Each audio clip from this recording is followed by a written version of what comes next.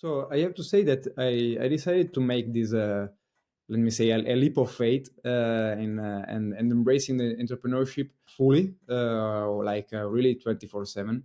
Thanks for checking out today's episode of The Experience Curve, where we explore the personal journeys of accomplished individuals, breaking down the steps they took to get where they are, which I hope just might inspire you on your own path forward. On today's show, I'm joined by Giovanni Vanini, the founder of Fides in Lecco, Italy.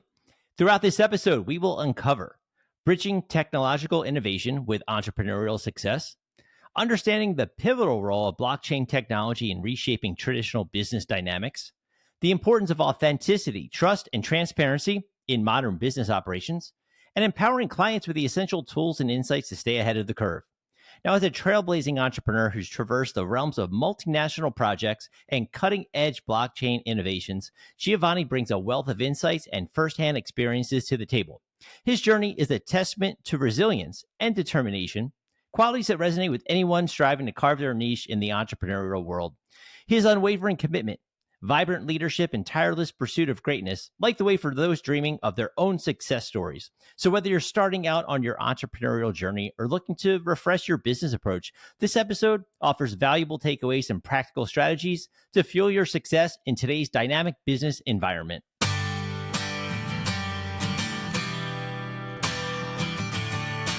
Good evening, Giovanni. Thanks for taking the time to join me today from across the world. Thank you, Joe. Thank you for having me in your podcast. It's really nice, to be connected with someone from the other side of the ocean. It's really great to be here. Thank you again. Yes, sir. Yes. And essentially, like, for people listening, people have heard terms, blockchain or cryptocurrency, and as things kind of become more mainstream, more people are catching on. But I was wondering if you could start, before we get into your background at all, just like a basic breakdown of like blockchain technology for people that are just not even aware of what it does or how it's going to affect their life and what they should know. Yeah. When we have to think about blockchain, first of all, we have to think as a kind of digital ledger. We always like the buzzword about ledger. Let me say, it's a kind of database in which we can record transactions, and these transactions are like spread across multiple computers in the same time in a decentralized manner. So the key idea is really that, for example, me and you, that we stand like in a lot of hours in difference, we are able to see the same transaction in the same time, and we are able to convey the same information. So the idea of the blockchain, as it stands for the name, we have a block and a chain, so a sequence of blocks that are interrelated with each other in the sense that we have a timestamp that enables the users to see all the different transactions coming up. So I would say, yeah. Yeah, so it could apply to anything from financial, but more transparency for people who may feel, okay, I'm not really sure what's going on with this transaction. Where does the money go once it leaves? And this is more like a record of the progression of where it from point A to point B kind of thing. Yeah. That's the key point.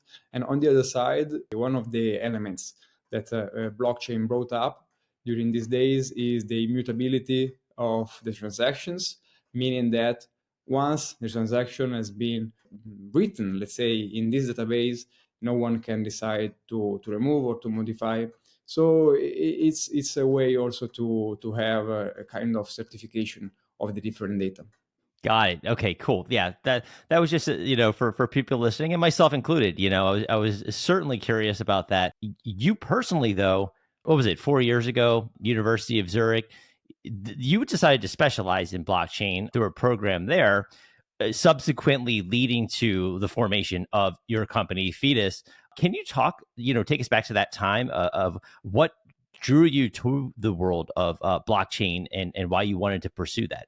Yeah, so it's quite a funny story, let me say, because first of all, I entered in the blockchain space because one of the first day that I was working in my previous company, I was speaking with my former colleague about like a trading view, sheets and charts, and I was telling him and what does it mean to have this type of charts, And so it started from that way, and since that moment, I decided to make a kind of study for myself, until I decided in 2021 to make this like to go like down the rabbit hole and making this study.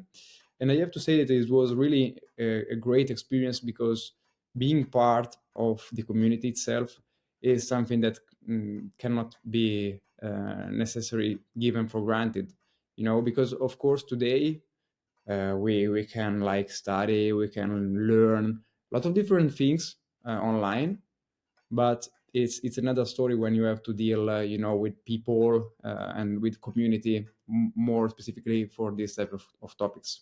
And I think for people listening, I think TradingView is more of like a program that professional traders use to watch the markets, stocks, cryptocurrencies, right? So they can kind of get a very intricate look at how they're performing at a given second, kind of thing. Yeah, it is. So that's why I was quite surprised, like during the daytime, to see this kind of charts. And then I have to say that the curiosity blows up, and then it started from there.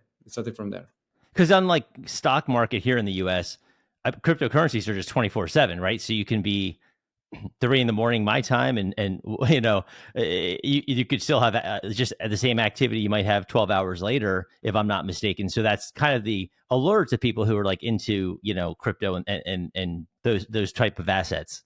Yeah, because at the end of the day, cryptocurrencies decided, let me say, to be one of the first asset in the world to have this function, or to have these characteristics of being 24/7 live, which is something completely disruptive considering the traditional finance.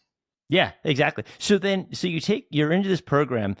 What's the sort of steps you take from that to forming your company? Like, are you working in between at different gigs when you decide I'm going to start this company? Like, what's the sort of path you took to start this company? So I have to say that I decided to make this, let me say, a leap of faith and embracing the entrepreneurship fully, like really 24/7. First of all, I made an activity with this my former colleague, so the guy that showed me the first Bitcoin chart, and then then the idea of Fides came out directly with the will of showing to the small medium enterprises how the blockchain can work for them. So I have to say that my path was really straightforward, like leaving my 9 to 5 and starting to make my activities as a startup guy. And so when you're coming up with the like, when you decide, okay, you're taking that leap of faith, you're going to come, start this company. How does the name derive? Like, what Fetus? What, like, how does that? What, first of all, for people listening, what's the meaning behind it, and sort of how does that align with the maybe the mission or the values of your business? So, that's a good question though, because all of the time, also here in my nearby, of course, it's a question that came up. So first of all, dealing about blockchain and dealing about Bitcoins is always about the don't trust, verify sentences, which means you are able to verify the transaction, so you don't have to trust to someone. But what I realized working with this entrepreneur is that they don't care about technology, because they care about having results, having benefits in terms of businesses. And so the idea of the naming was about taking a dialect name, which is Fides, and in my dialect, in my territory dialect, is like a kind of trust, like kind of faith, to say that my will was you have to trust of myself rather than on the technology, because I will be the technology provider for you to enter in the blockchain space. So I would say that even though it is a quite a counterintuitive, considering the maximalist of Bitcoin, for me it's a way really to be understood from the entrepreneur of my area. Got it. Okay. No, that makes sense. And you mentioned, talking with other people. I think maybe this is during the university program, but As you're deciding to put this company together, are there people that you're leaning on, maybe mentors, advisors that are kind of providing insights or advice as you sort of like embarked on this, this entire journey to start the brand? So I have to say that first of all, luckily, I found some companies that decided to support myself in the sense of consulting and so on and so forth. I have one guy, Giacomo, which is helping me a lot. I mean, is for me is like the holy grail of startup builder. And is very smart guy. I mean, for which we created, you have to say, a lot of things together. And I'm quite relying also on online activities like online communities, because I'm finding great communities to share things and to share opinions rather than sticking only to Italian mindset, because it's part of the game that when you deal with the startup, now you have endless of possibility, also to speak with you. It's something that can brings tons of value compared to having like local activities. Sure. Yeah, exactly. And I think that talking to the people locally obviously helps, but getting online, you're getting exposed to like you said, globally, right? People who can help you from any country in the world.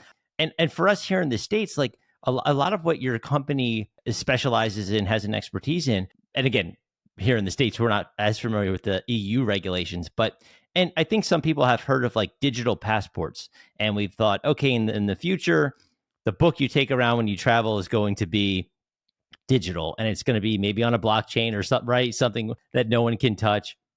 But you're specifically dealing with digital product passports, DPP. For people listening that are completely unaware, can you explain what that is and how that relates to products over in your region or your country? Sure. So basically, let me say, Digital Product Passport is an initiative that is being guided and is guided by the European Commission with the will of bringing more transparency to the products. So the idea is really that starting from 2026 or 2027 is still ongoing, of course, the final decision. All of the products that will be commercialized in Europe needs to have this kind of digital identity. So let me say a document that can show, it can explain to the final customer, to the user, all of the different characteristics of that specific product. So for example, let's say from where the raw material comes from, which process it has been done, and all of the different characteristics that can give value to that specific product. So the idea is also to use the blockchain, let me say, on top or behind the water this digital product passport, because is one of the technology that enables these companies to be transparent, to show the authenticity of their products, and to be accessible. Because at the end of the day, the data needs to be accessible, and with the traditional database, you are not able to make these activities. So that this is the main idea behind the digital product passport. So it's kind of the transparency. So for a consumer buying the product, they know basically the process from how it got from inception to in their hands, right? Like everything can be traceable and proven that this is the process we took to create this product, and that's we're the seal of approval kind of thing.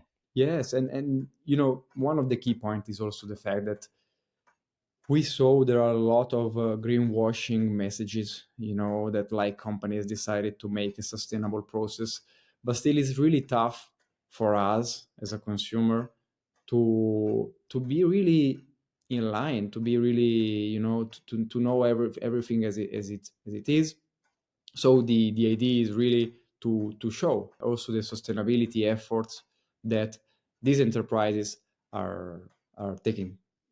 Okay, so then how does like Fides come in to play when it comes to being an intermediary between this product and the consumer? Like again, for a layman like myself, like how does your company come in and integrate what you do into this? Like how do you create these passports? So basically, the idea is really to take all of the different data and information that can comes from, let me say, legacy software in the companies, like the SAP or ERPs, that the company has in house, and to push all of this data into the blockchain, of course, in a standardized and safe manner. And in this way, the user, like, or scanning, for example, a QR code or an NFC tag that is embedded in this, included inside the product, can have a direct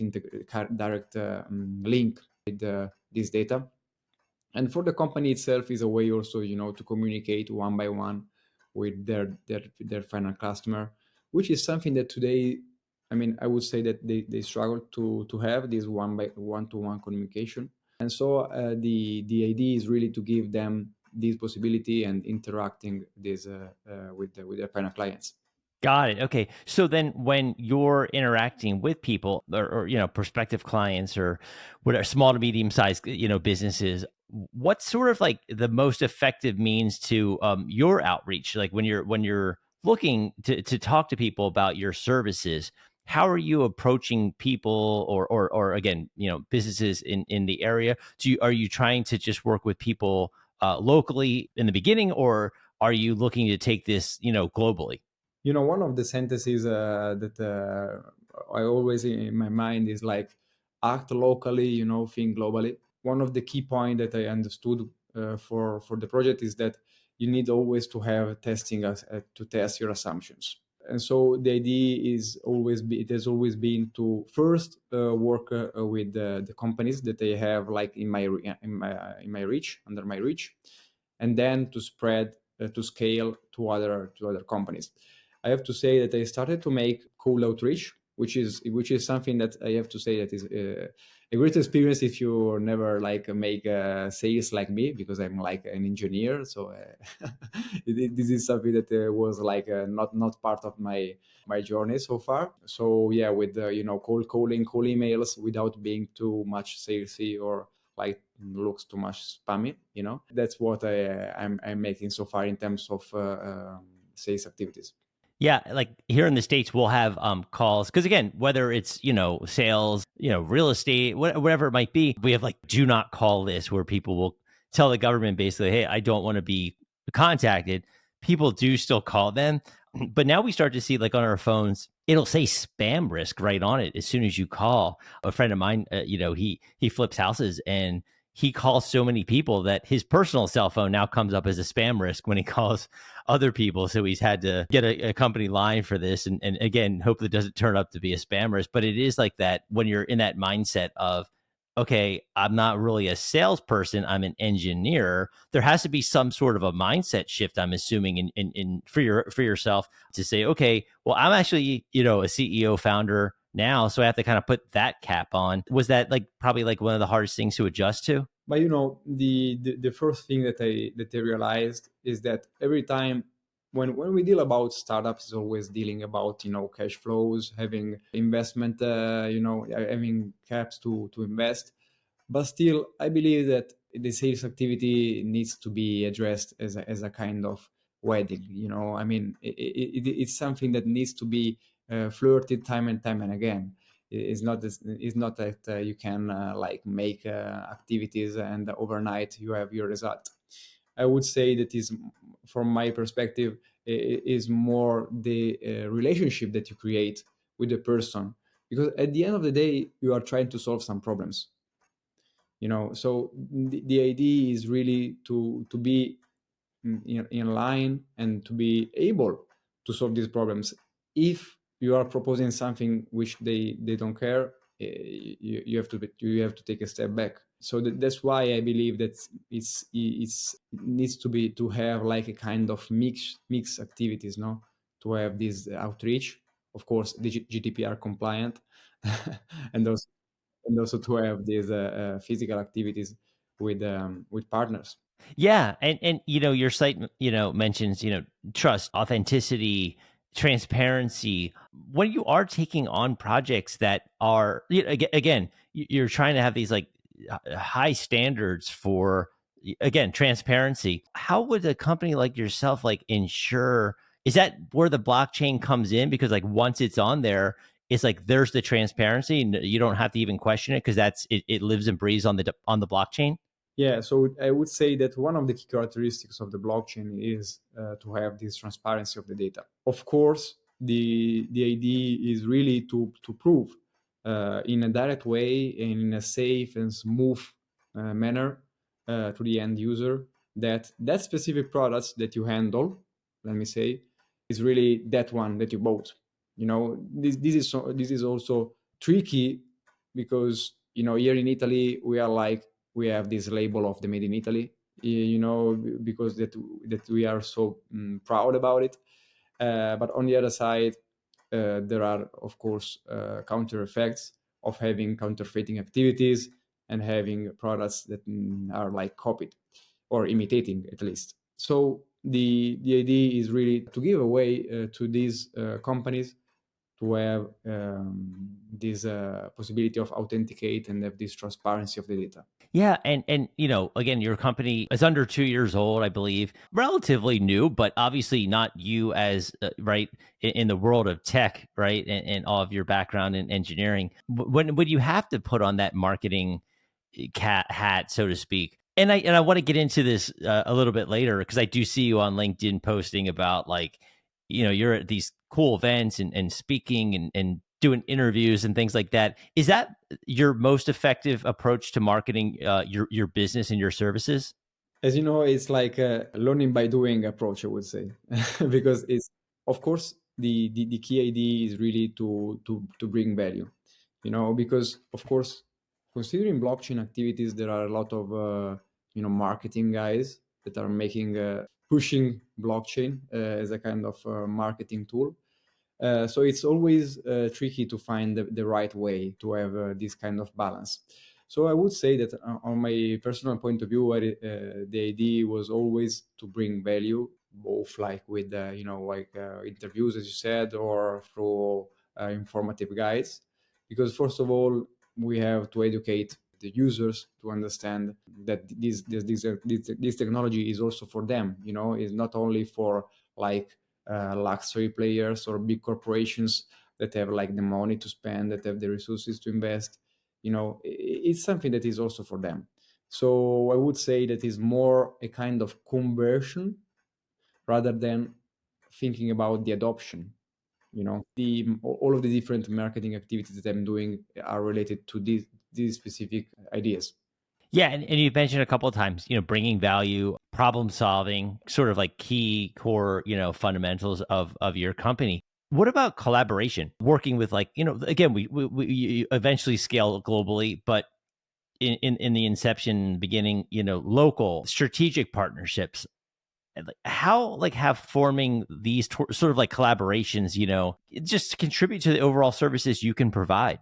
So I think that the local corporations have the way to touch the right chords into the corporations, into the different enterprise, and also they have also the experience, to have the right network activities. So I would say that from my side, it's really important and key to have these connections and to have these networks, because at the end of the day, it's a way also to support yourself, and not only from an operational point of view, but also from a relationships standpoint. So the all of the different activities evolves around this idea, and so around the fact that we have to bring something on the table that can last.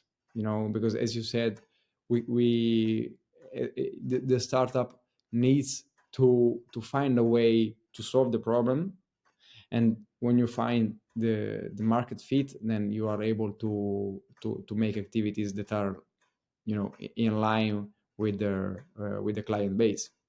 That's a very important part, obviously, when you're trying to figure out like in the beginning. And again, like I don't mean this in a negative way. Like when I think of Italy, obviously it's like my favorite place in the world, but when I think of the industries coming out of there, obviously people's minds go to automobiles, or right, or many industries that Italy's famous for. But when it comes to tech, like when I think of blockchain, when I think of cryptocurrency and places like that, Italy for me did not come to the forefront of my mind. But when I dove in more to what you do, and again watching like again what you post online and seeing all the people you're on panels with and talking about, it seems like your group of peers are trying to sort of change that narrative to a degree. At least for people like me, I might be wrong. It might be a bigger tech hub than I know of, but as part of this, is that important for you, or maybe how you see the potential for Italy to become like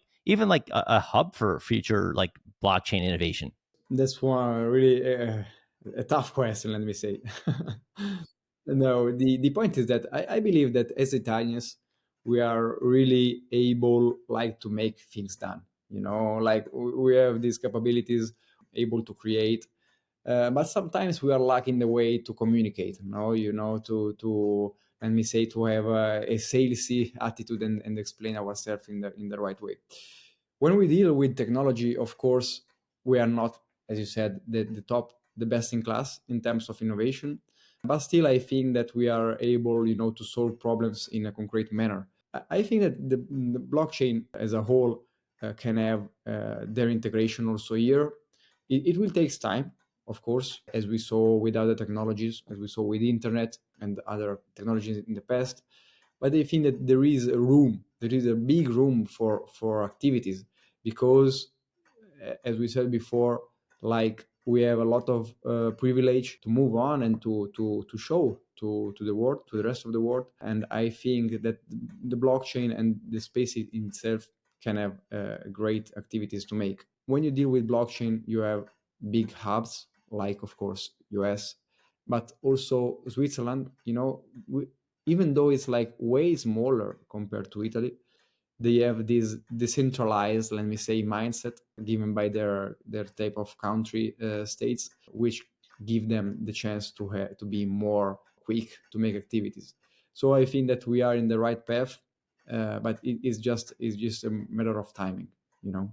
Yeah, of course, of course. Sometimes when you're on a smaller scale, you can take those chances and risks versus a larger place where it's like you're expected to do whatever you're expected of, what the norm is. So having that kind of up and coming kind of feel is, I think, would probably be exciting. And I mentioned a little bit about, again, you out there doing public appearances, speaking.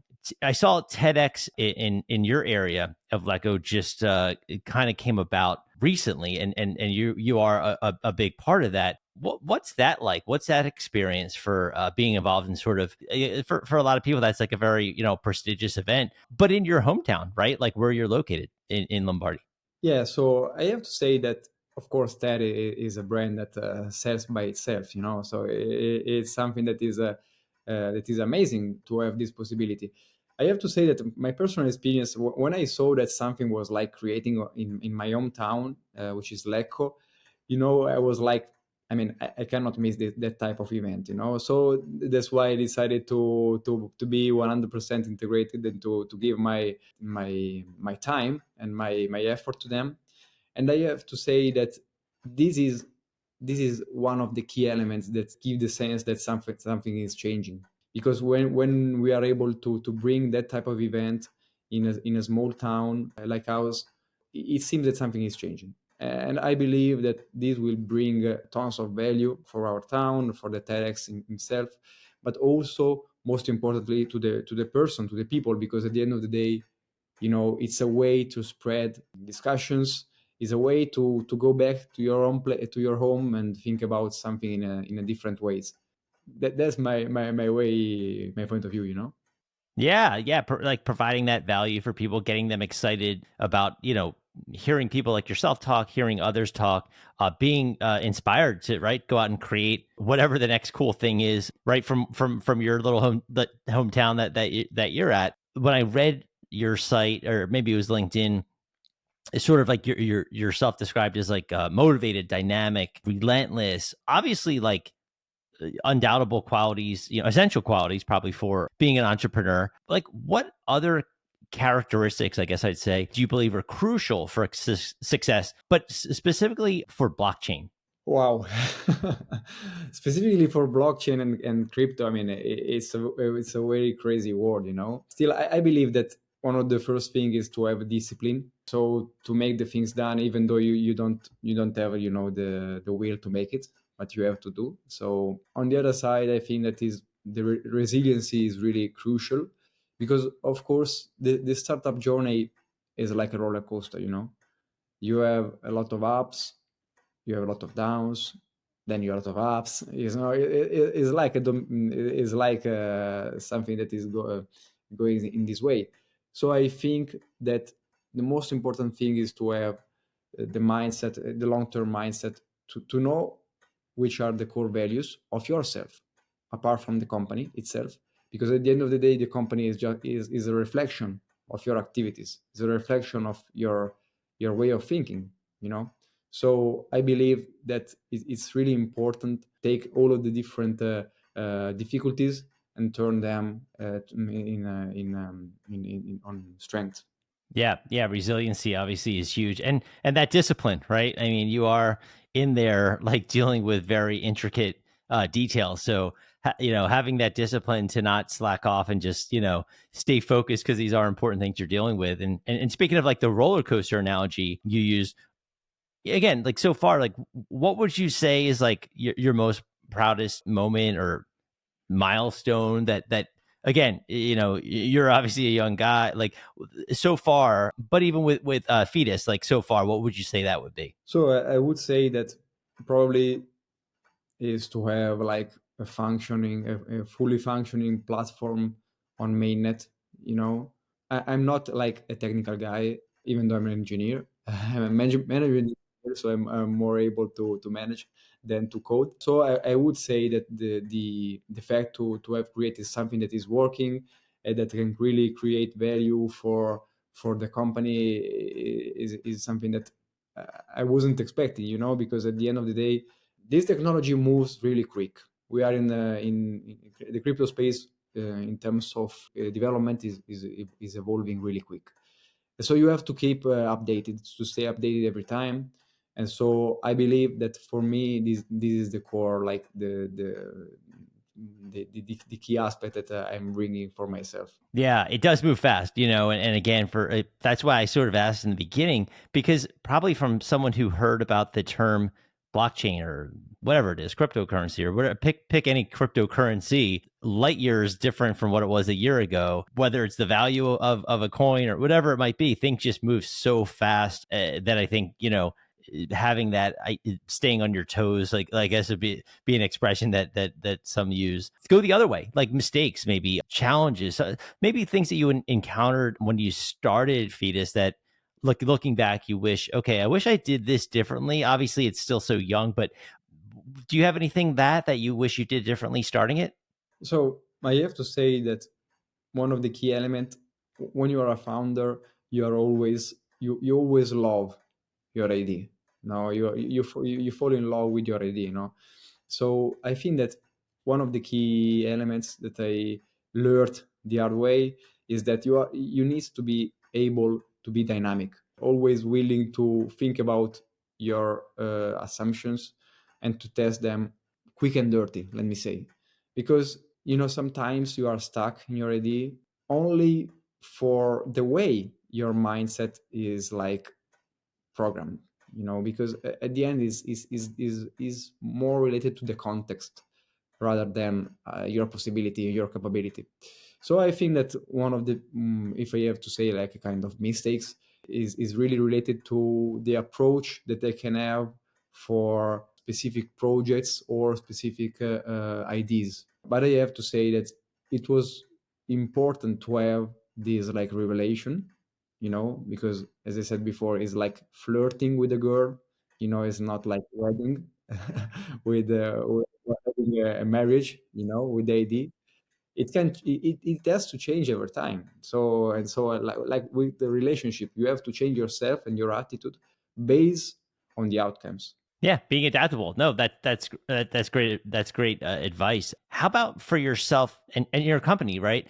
What excites you the most about the future of, not only blockchain technology, but your company as well? Like what sort of gets you out of bed every day, excited to push forward and not just be like, oh, I'm just gonna go back and get a job for a company. Like I really want to be, again, like you said, the founder, CEO, entrepreneur, whatever it is. What is it that motivates you every day, and what are you most excited for? I would say that for me specifically, it's the fact that every day is really you are learning something. If you are like willing to learn, you can have a tons of possibility to learn. So this is something that motivates myself to say that there is time to make a step back sometimes, but there is always something that can bring you tomorrow more value, can bring you tomorrow to have like more way to grow. So maybe it's something that came like with my bachelor activities, because I specialize in continuous improvement. That is this type of mindset brought by Toyota, for the will of always striving for perfection, but without reaching the perfection, because all the time you have to find something new. So I have to say that this is something that keeps me like alive, even in tough days that comes, of course. So this is something that can keep me alive. Yeah, no, that's great. It's motivational for people to hear. I mean, because you're doing it, and making just striving for cool things, especially starting this, not too long ago and seeing how far it's come. For people listening, where would be the best way to learn about you, your company? I know you're active on LinkedIn. Is that the best place if someone wants to just follow you and just learn more about you, connect with you, as well as your company? Yeah, I would say that the best is always to think about LinkedIn. Of course, you can reach me out on LinkedIn, or like in my website, which is fidesitalia.com. I'm always completely open to every type of feedback, every type of possible discussion, because if there is a discussion, then there is something to learn. Feel free to contact me, to send me a DMs, and I will be happy to have a discussion. So Yeah, that's great. Always learning, right? So I think that's the key takeaway here is you're doing the work, but you're always willing to learn and strive for being the best, but not being afraid to say I still have to keep always be learning. So thank you so much for taking the time, well, this evening for you to share your story. thank you, Joe. Thank you so much for having me, and thanks also to all of the person that are listening to us. Thank you for taking the time to listen to this episode of Experience Curve. Please take the time to share this podcast with a friend or colleague to help get the word out about my show.